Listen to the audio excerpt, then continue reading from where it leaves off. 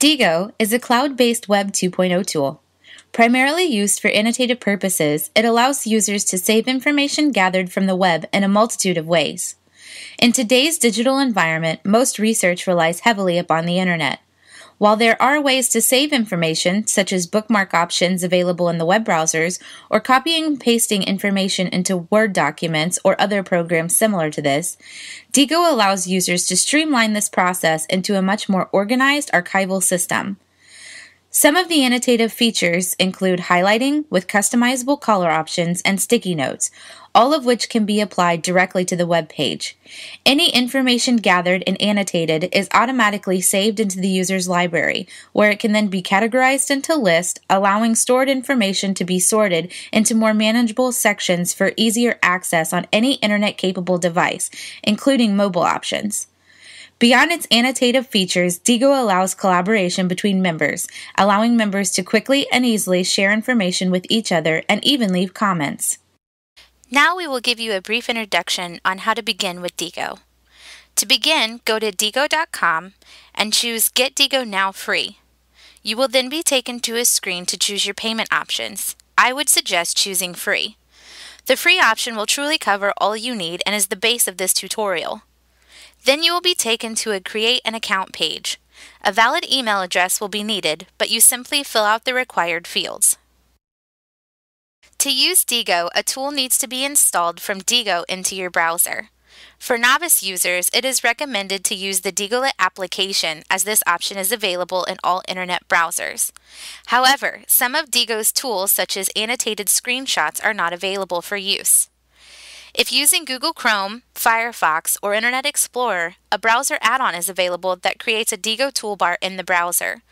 To install these tools, simply open the Tools page from Diigo.com and follow the steps listed, which is a simple drag and drop or choosing an Add button. This video will focus on using the Diigolet application. To begin using Diigo, go to the Internet and locate a website that has the desired information. Open your Bookmarks function and click on Diigolet. Diigolet is simply a bookmark with special functionalities, allowing the user to take advantage of Diigo's research tools, including highlighting, sticky notes, bookmarking, and sharing. To highlight information, simply click on the highlighter option in the Diigolet toolbar. This will change the cursor icon to a small highlighter.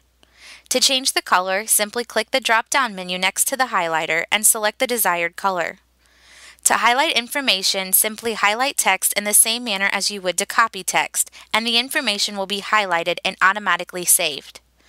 Also, as long as the Diigolet application is open on your page, if you have not clicked the highlighter tab on the toolbar, any highlighted text that you have chosen will give the option to highlight using Diigolet.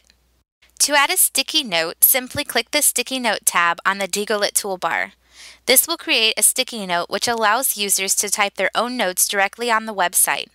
When finished, simply click Post, and the note will then be dragged and dropped anywhere on the page, allowing the notes to be placed in any fashion desired. Bookmarking using Diigolet allows many options. Simply open the Bookmark tab in the Diigolet toolbar, and an option box is opened. These options allow users to retitle a page, change privacy settings, add a description, add tags for easier identification in the user's library, add the page to a list in the user's library, or share to a group the user is a member of. Any information gathered using Diigolet is automatically saved to the user's library, which can later be organized, but the bookmark option allows more options for immediate organization. There is also a Read Later tab on the toolbar, which saves the page to a user's library without any annotations, allowing the page to be quickly located again via the user's library, perhaps when they have more time to annotate the source. There is a Share tab on the toolbar as well, which allows the page to be shared to social networks such as Facebook and Twitter. The Diigo tab of the toolbar allows quick links back to Diigo.com, including a link to the user's library and list, as well as groups. Back in the library, any gathered research will be stored. To better organize the information, the user can create lists and assign any annotations to a specific list, making things much more easy to find. To create a list on the left-hand side of the page, simply click the plus list button. This will open an options box to name the list, change privacy settings of that list, and add a brief description. In the library, hovering the cursor over the title of an article will bring up options on the right-hand side of the page, most notably Edit and Delete. Clicking the Edit option brings up an option box allowing users to change the title of the article, change privacy settings, add a description, add tags, add to a list, or share to a group. The Delete tab simply deletes the article from the library. One last getting started tip would be to collaborate with others. You're simply going to click on the My Groups tab at the top of the Diigo.com page. Here, you can create a group to share information with others or become a member of another's group. Some groups require invitations to join and others do not. In a group, members can open pages a user has annotated. To see the annotation, simply click on the Diigo bookmark on the page and any annotations recorded by the posting user will be visible. With Diigo, sharing information and research with group members becomes incredibly easy. There is no need to email information back and forth or exchange hard copies of information. Simply share the items to a group for collaboration, and any members of that group can access that information at any time and can see any annotations added by the posting user, allowing others quick access to the vital information. Group members can also leave comments on the group page about any findings in the posted articles. Also, all that information added to the user's library is archived, so in the future, if the user tries to access information no longer available on the web, broken or missing links do not pose a problem. And another advantage is that information can be organized and ordered in logical fashions, keeping research easy to locate and review.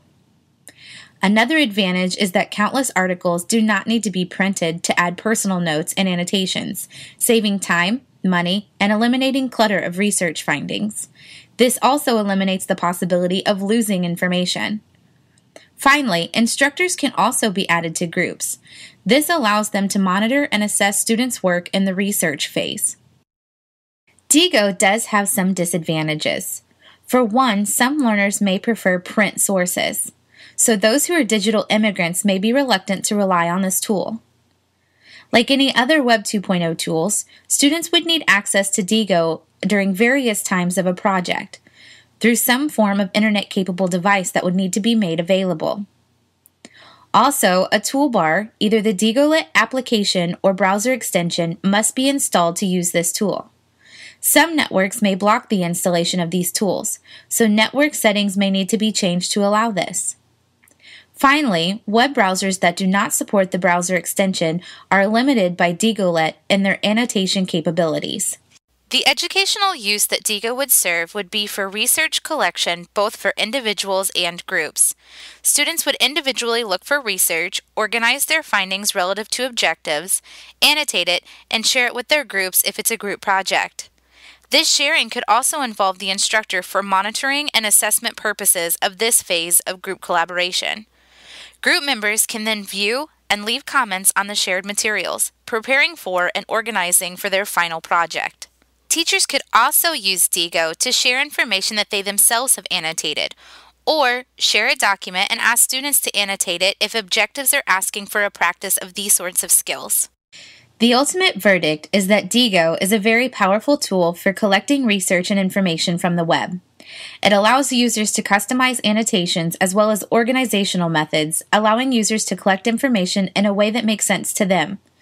Further, it makes collaborating with others and sharing information extremely simple, allowing others to see everything a user has collected and their notes and annotations about each piece of information.